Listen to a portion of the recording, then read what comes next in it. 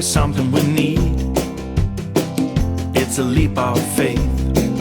Oh, if you have the will and the moment to spare, it's a beautiful world out there. It's a beautiful world out there.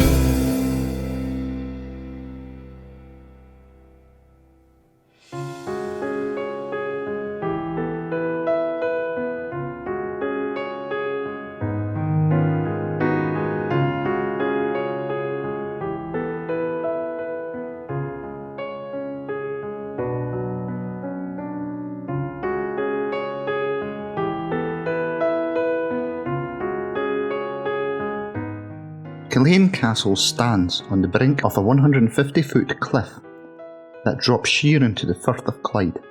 Regarded by many as one of the finest examples of the architect's art in Scotland, both externally and internally, it's in the care of the National Trust of Scotland.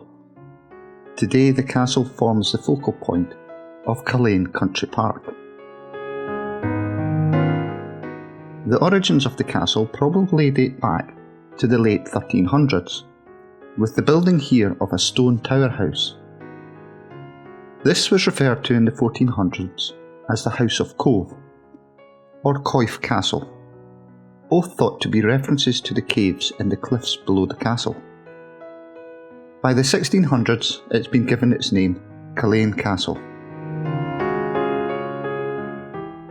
In 1569, the castle and the surrounding lands were given to Sir Thomas Kennedy by his brother, the 4th Earl of Cassillis, who preferred to use another family property, Dunure Castle, as his own power base. Sometime in the 1590s, Sir Thomas Kennedy set to work to expand and to improve what was by then probably a rather out-of-date and dilapidated castle. The enlarged and improved tower house that emerged went on to form the core of everything that followed. During the 1600s, the need to display wealth and entertain visitors became seen across Scotland as a more pressing consideration in design of grand houses than simply defence. During this period, gardens and terraces were added at Culzean. But because the family only lived here for part of each year, improvements to the castle itself tended to be fairly sporadic.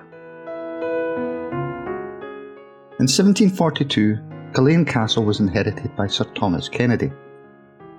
In 1762, after a 3-year legal battle with a rival claimant to the title, Sir Thomas also inherited the earldom of Cassillis, meaning that for the first time in nearly 200 years, both the earldom and the castle were in the same hands.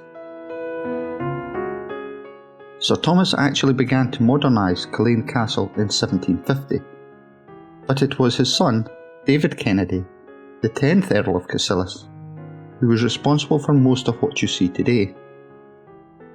As the 18th of a family of 20 children, David Kennedy probably never expected to inherit either the title or the castle, but he inherited both in 1775. And the following year he was elected as representative peer in the House of Lords. The 10th Earl was a bachelor who already had his own house not far from Culzean. His ambition for Culzean was to produce a showpiece that would demonstrate once and for all the Culzean branch of the Kennedys were worthy holders of the title of the Earl of Cassillis. In 1776 he therefore commissioned the noted architect Robert Adam to transform Culzean Castle. The result was the magnificent main building you see today, though neither David Kennedy or Robert Adam lived to see it finished. Both died in 1792. David Kennedy with debts of £60,000, £4 million in today's money, largely incurred through the costs of rebuilding Culzean Castle and developing its estates. Before he died, David Kennedy, the 10th Earl of Cassillis, took steps to ensure that on his death, the title and the still incomplete castle and its estates would become the property of a distant cousin, Captain Archibald Kennedy, a wealthy naval captain from New York.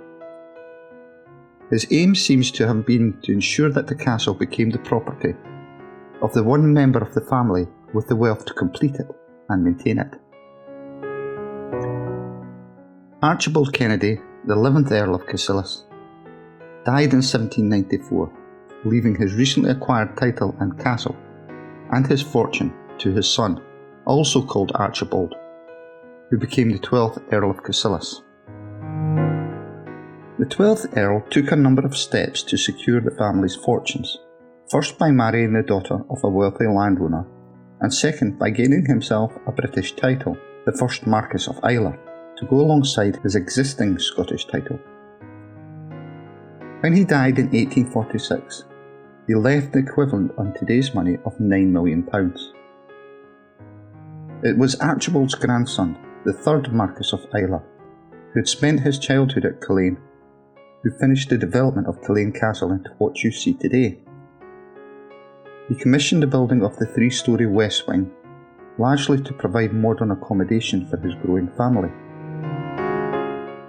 The third Marquess was a keen yachtsman who was responsible for starting what became the Ayrshire shipyards in Troon, which continued in operation until only a few years ago. And as a late convert to golf, it was also the third Marquess who convinced the Glasgow and South Western Railway to develop the golf course and hotel near Turnberry in the years from 1903. After the third Marquess died in 1938, the family spent much less time at Culzean. In 1945, the widow of the fourth Marquess agreed to hand the castle and the grounds over to the National Trust for Scotland, subject to her retaining the use of the west wing for life, and subject to the top floor of the castle being converted into a flat for the use of General Eisenhower as a gesture of gratitude from Scotland for his part in securing victory during World War II. Culzean Castle is steeped in some wonderful and occasionally bloody history, and there are bound to be stories of paranormal going-ons. As it happens, Culzean has its fair share of ghost stories. One of the most famous ghost stories connected to Culzean is that of the piper who, together with his dog, was sent into the caves below the castle. He has to work his way from the entrance below the castle to an exit on a hill some distance away to prove to local residents that the caves weren't haunted. The story goes that the piper started skirling at the foot of the cliffs and entered the caves, followed by his loyal companion.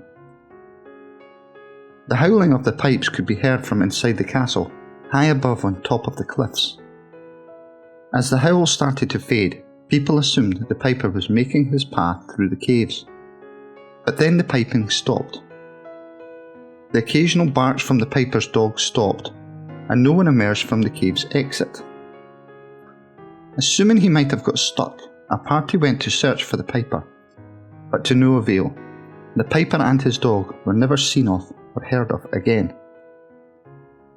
Or were they? Local legend says that on the eve of a Kennedy family wedding, the sound of pipes can be heard emanating from the caves below the castle, and a lone figure can be seen standing on Piper's brae. There are numerous other ghostly going-ons at Culzean. There are apparitions that supposedly wander through the castle. A young girl is said to run along the corridors close to the kitchen. And there's also stories of guests seeing a black or grey apparition ascending the stairs from the ground floor to the first.